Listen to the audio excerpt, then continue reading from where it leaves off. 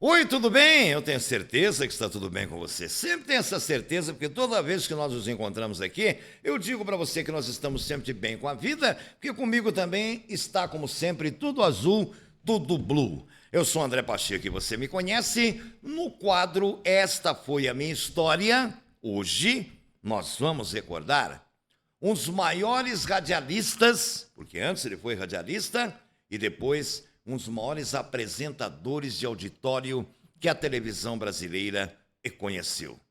Com seu jeito irreverente, caricátero e engraçado, ele encantou multidões. Nós vamos recordar Chacrinha. Claro que você estava tentando adivinhar que se tratava do Chacrinha. Abelardo Barbosa, como dizia a própria música. Abelardo Barbosa está com tudo nesta prosa. Com aquele telefone aqui no peito, aquele disco do telefone e aquela buzina. Atenção, tá fraco, Terezinha. Aquela Chacrinha era radialista. Eu vou contar a história dele para você hoje, no quadro Esta Foi a Minha História. Chacrinha não era do Rio de Janeiro e nem de São Paulo. Pouca gente sabe, Chacrinha era pernambucano, Sr. Abelardo Barbosa. Nasceu numa pequena cidade chamada Surubim, cidade com pouco mais de 10 mil habitantes, no interior do estado de Pernambuco. Logo ali onde nasceu, muito embora amasse sua terra natal, sua família, seus entes queridos e parentes próximos e tudo mais, Chacrinha sabia que ali não estava o seu destino.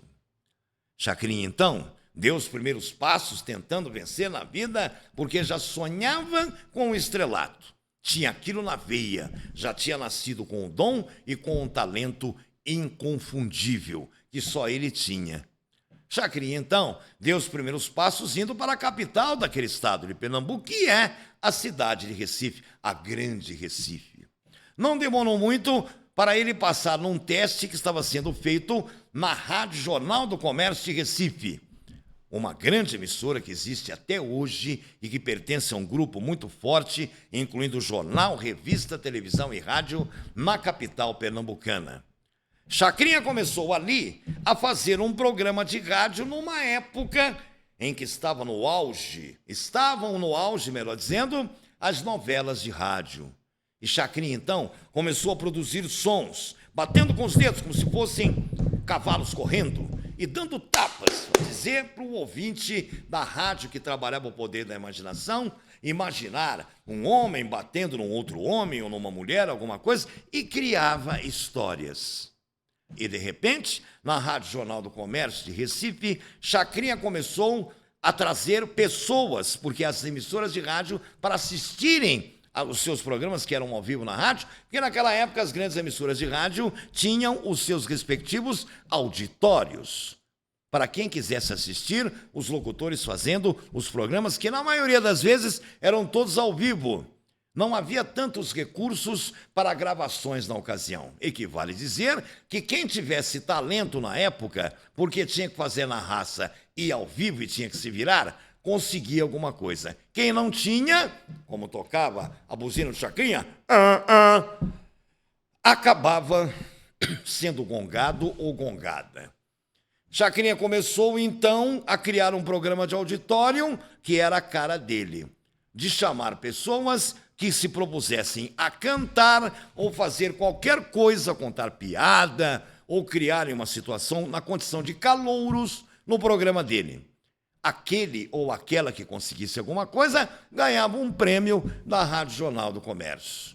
O programa cresceu tanto e vendeu tantas propagandas que Chacrinha viu que aquilo estava se tornando muito pequeno para ele, porque a Rádio Jornal do Comércio de Recife ia longe com as suas ondas, no prefixo AM naquela ocasião, que está sendo extinto agora com a migração para o FM na era digital. Chamou tanta atenção a atuação de Chacrinha na rádio que vieram propostas irrecusáveis de outras grandes emissoras. Mas Chacrinha já estava com o eixo Rio-São Paulo dentro dos seus planos.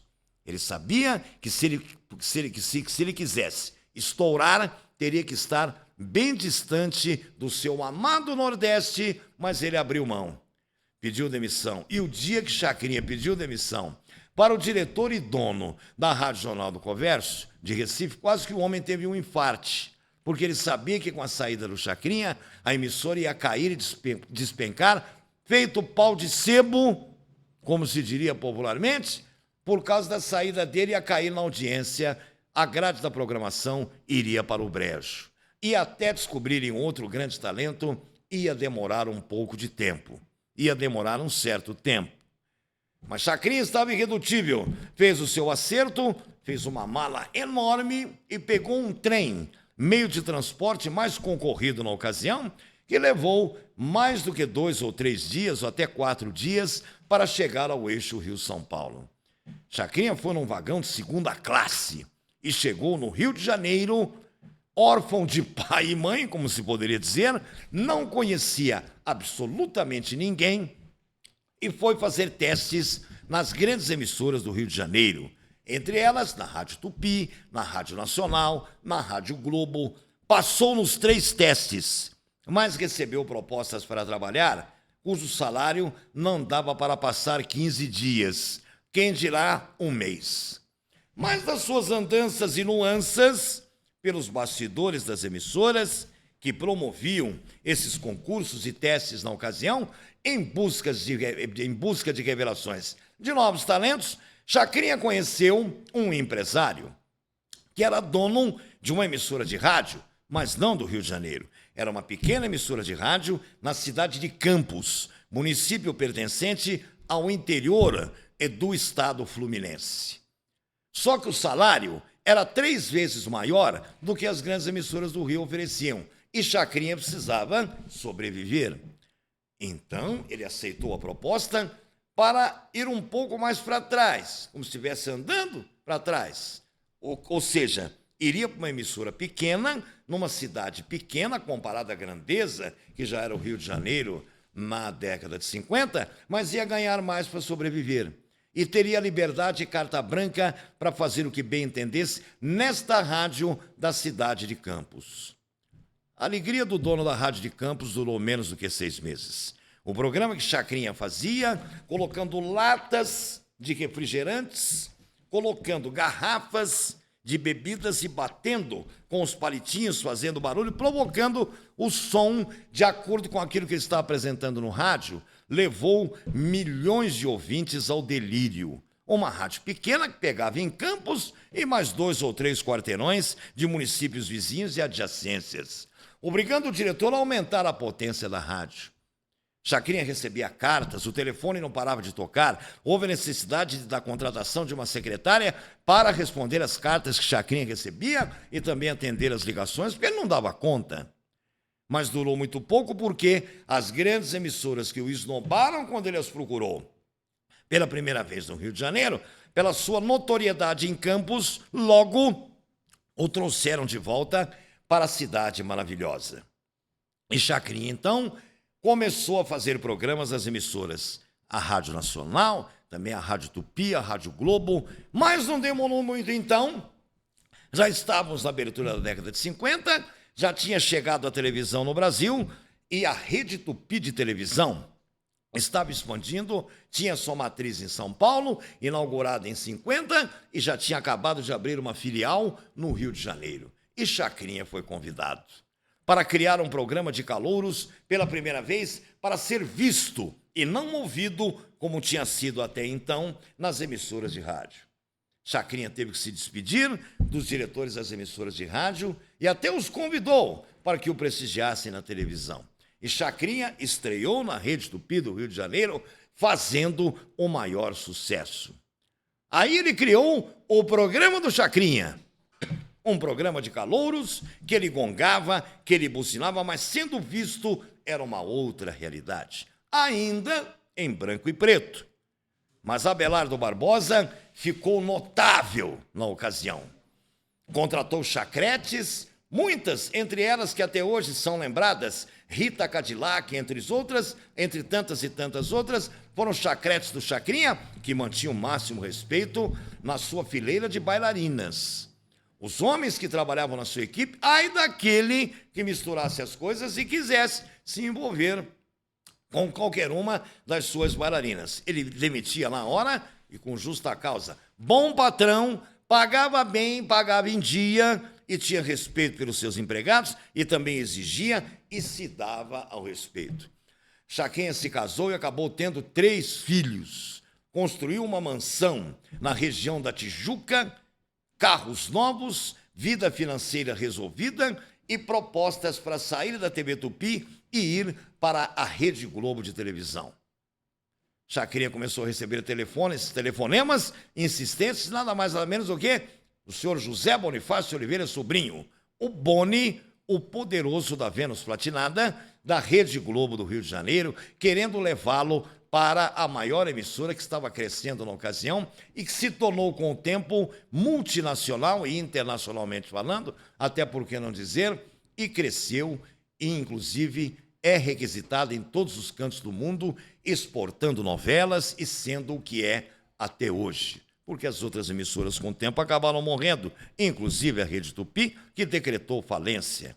E que foi até um prédio da Tupi em São Paulo, acabou sendo incendiado, não se sabe até hoje se foi incêndio criminoso ou casual, queimando muitos vídeos, muitas fitas. Ali 50% do patrimônio já foi naquele incêndio, bem antes da decretação da sua falência.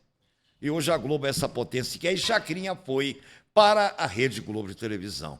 Já casado, pai de 3 filhos, e já sendo inclusive até avô, já tendo alguns netos. Chacrinha tinha sua vida realizada financeiramente, materialmente, além das excursões que fazia para todas as partes do Brasil com a sua caravana. E ele mantinha a sua simplicidade. Às vezes ele cruzava de um estado ao outro, viajando 2, 3 dias num ônibus que ele comprou para toda a sua equipe e a sua companhia, recusando aviões. Chacrinha não gostava de avião, tinha medo de andar de avião. Mas nunca se preocupou, estava sempre cansado e sempre descansado. Chacrinha fumava 3 maços de cigarros por dia. Um dia, sentindo uma pontada no pulmão, num programa ao vivo que já fazia há muito tempo na televisão, logo terminando o programa, ele procurou um médico pneumologista que lhe disse: pare de fumar porque você vai ter câncer de pulmão, vai ter um enfisema pelo excesso do tabagismo. O que o médico disse, entrou por aqui e saiu por aqui. Chacrinha era um tabagista dependente químico, psíquico, psicológico, fumava um cigarro atrás do outro. Só não fumava quando estava no ar, porque a TV não permitia, não tinha nem como ele fumar e gongar os calouros, com aquele telefone, aquela buzina, e aquele chapéu e aquela fantasia dele. Mas fora do programa era um cigarro atrás do outro. Chacrinha não bebia muito, que a justiça seja feita. Dai a César o que é de César, mas fumava demais. Em dado momento, a vida começou a golpear Chacrinha. Como todos nós estamos sujeitos a bons e maus momentos nas nossas vidas, e temos que ter forças para superarmos e reagirmos e continuarmos andando, porque na vida a fila anda, vida que segue.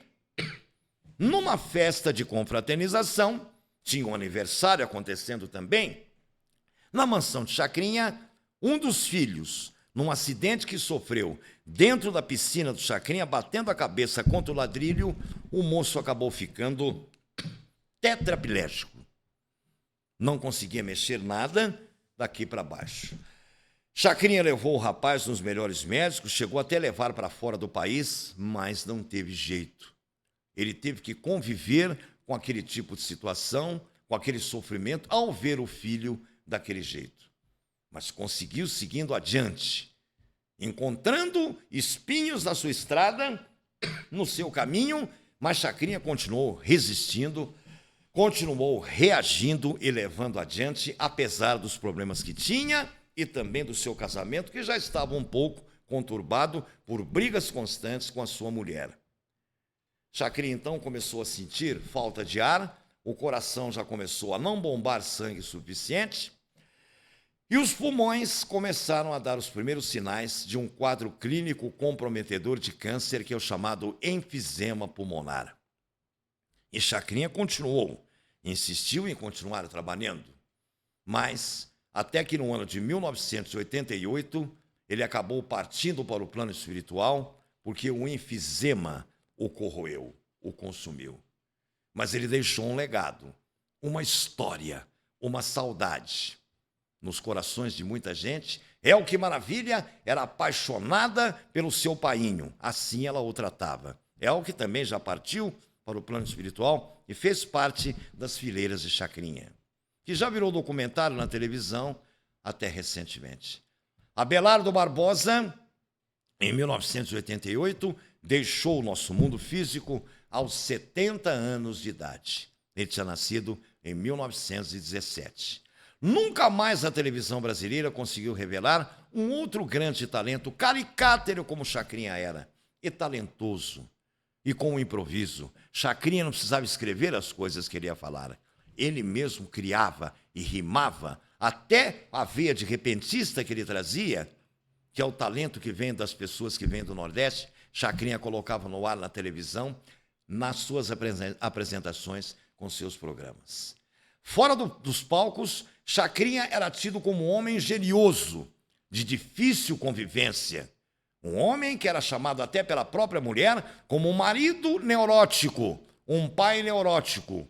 Um homem que às vezes até, não por maldade, mas pelo próprio comportamento que tinha desde que nasceu, usava de grosseria e de estupidez e com falta de educação tratava as pessoas. A ponto de ter sido até preso em certa ocasião, ao terminar um dos seus programas de televisão, ao ser chamado por um dos filhos que o ajudavam a produzir o programa, Chacrinha foi notificado que o oficial de justiça o aguardava para lhe dar uma intimação para que comparecesse perante o juiz, porque o programa dele estava sendo censurado pelas pernas que apareciam das bailarinas, situação que a censura não suportava na ocasião. Chacrinha não deu a mão para o oficial, pegou a intimação, rasgou, picou, jogou no chão e saiu gritando, mandando o oficial de justiça tomar naquele lugar. Você sabe onde? O resultado, por desacato à autoridade, custou uma gaiola para Chacrinha.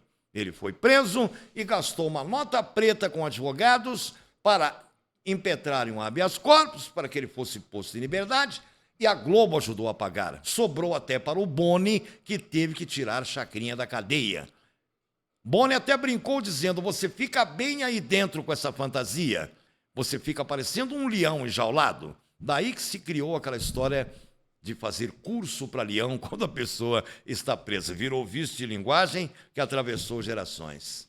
Chacrinha voltou para o seu programa, se desculpou perante o juiz, teve que abaixar a cabeça e ficar pianinho por um certo tempo. Mas depois continuou brigando com seus filhos, uma hora porque não servia de um jeito, outra hora porque o outro tinha faltado com tal compromisso, o outro, e etc. Implicava com todo mundo, chamava atenção, mas era um paizão para todo mundo e tinha um coração que não cabia dentro dele.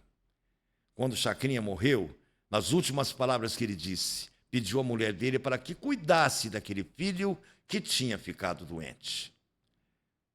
Aquela tristeza ele carregou com ele para o mundo espiritual. Levou para o caixão e dali para a esfera espiritual.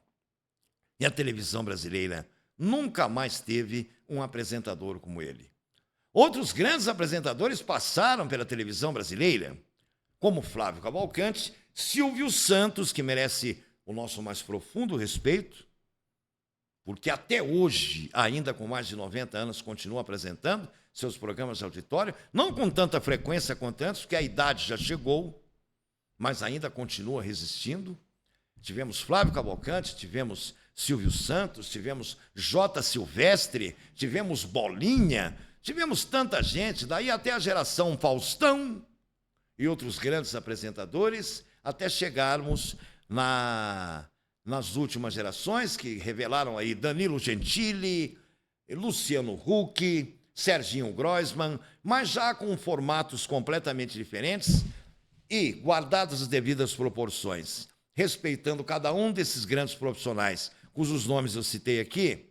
Nenhum deles serviria para engraxar o sapato de Chacrinha. Ou, digamos, nenhum deles serviria para limpar a buzina do Chacrinha.